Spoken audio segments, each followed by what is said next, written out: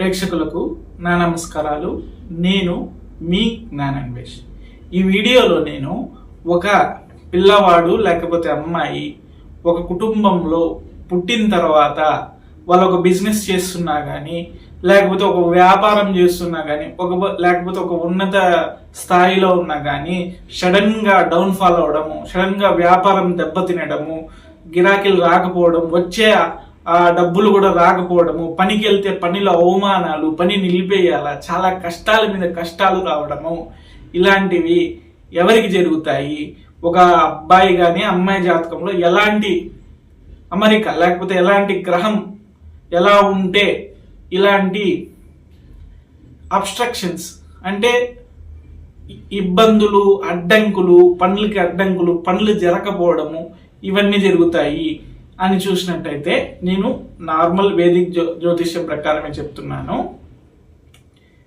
ఒక అబ్బాయి కానీ అమ్మాయి కానీ జన్మించిన తర్వాత వాళ్ళ జాతకంలో శని అనే గ్రహము వక్రంలో ఉంటే, అంటే అది ఏ భావంలో ఉన్నా కానీ శని గ్రహము వక్రంలో ఉంటే ఆ కుటుంబంలో ఈ అబ్స్ట్రక్షన్స్, ఇబ్బందులు కలుగుతాయి. అబ్బాయి కానీ అమ్మాయి కానీ పుట్టిన తర్వాత ఈ ఇబ్బందులు ఎలా ఉంటాయంటే, కొన్నిసార్లు మంచిగా జరుగుతున్న బిజినెస్ సడన్ గా డౌన్ అయిపోవడం, లేకపోతే మంచిగా అప్పుడే వ్యాపారం స్టార్ట్ అవుతుంటే అది సరిగ్గా జరగకపోవడము, వాళ్ళ దగ్గర క్లయింట్స్ రాకపోవడము, ఏందిరా నాయనా మనకి కష్టాలు, ఎక్కడ లేని కష్టాలు వచ్చేసాయి, ఎందువల్ల అని ఇబ్బందులు పడే వాళ్ళకి ఇలా ఉంటుంది.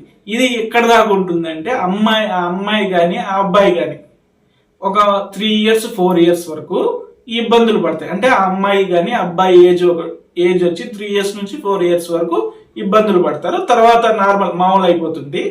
అదే అమ్మాయి అదే అబ్బాయి ఆ జాతకురాలే ఆ జాతకుడే ఒక సెర్టైన్ స్టేజ్ అంటే 27-28 సంవత్సరాలకు వచ్చిన తర్వాత సేమ్ దిక్కుదోచని పరిస్థితుల్లో, ఒకవేళ చదివేస్తున్నారనుకోండి అమ్మాయి కానీ చదివేస్తున్నారనుకోండి, ఉద్యోగం దొరక్క ఏం వ్యాపారం పెట్టాలో తెలియక ఆ వ్యాపారాలు పెట్టిన సగం సక్సెస్ అయ్యి సగం సక్సెస్ కాక ఇబ్బందులు పడి వాళ్ళు కూడా ఒక 3 years 4 years స్ట్రగుల్ అయ్యి ఒక 30-32 years వరకు ఈ స్ట్రగ్లింగ్ అనేది ఉంటుంది.